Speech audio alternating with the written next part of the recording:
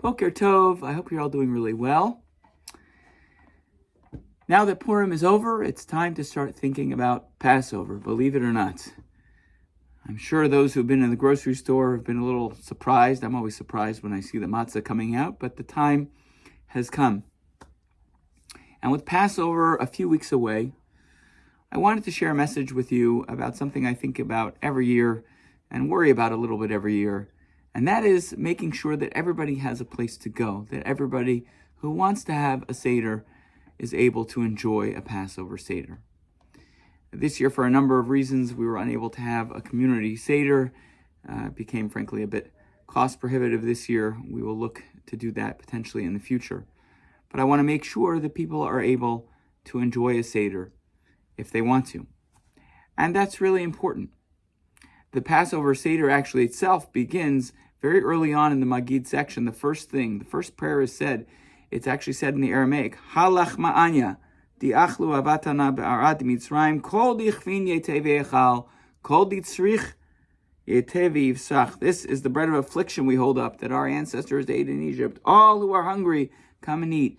All who are in need, let them celebrate Passover. The commentaries note there's a difference between those who are hungry, meaning the poor, and those who are in need, who really means anyone. Anyone in need, anyone with an emotional need to be with other people, anyone with a need to celebrate Passover, anyone feeling like they just want to enjoy the Passover ritual with others, anyone in need in a whole host of ways in their lives. Do we make sure that they are sitting around the table? It's interesting, and I wrote this in my bulletin column coming up, so you'll forgive hearing it twice. It's written in the Aramaic. One theory is it's written entirely in the Aramaic so that the people of the time could understand it. They wanted to make sure that everybody knew that if you were in need, you had a place to go. And if you had a place to offer, you made sure to invite people along to your Seder. And so what I want you to think about in the coming weeks is doing just that. I think these days we're very much focused on ourselves, not exclusively, but a lot, right? We choose what we want to watch on Netflix. We choose what we want to listen to on Spotify. We're very focused on tailoring experiences to ourselves, which on the one hand is very exciting. We can, think about the things that are meaningful to us. And on the other hand, doesn't allow us to focus on other people.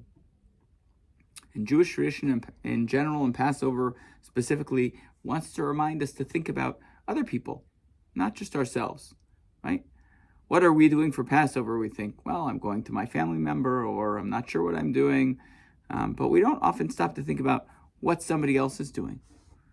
And so very simply, in the next week or two, as we're getting ready, I want to encourage you to engage in a spiritual practice of sorts that you might not have thought about in that way before, which is when you're talking to your friends who may be celebrating Passover, I want you to ask them, what are you doing for Passover? Maybe they have plans, but maybe they don't.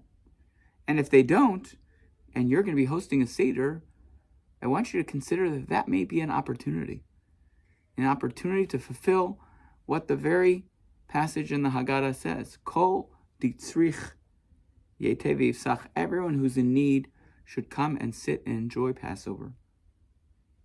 There's an opportunity there to be inviting, to be caring, to provide a space for somebody in need, to be together, something we all know the past number of years in many ways we missed.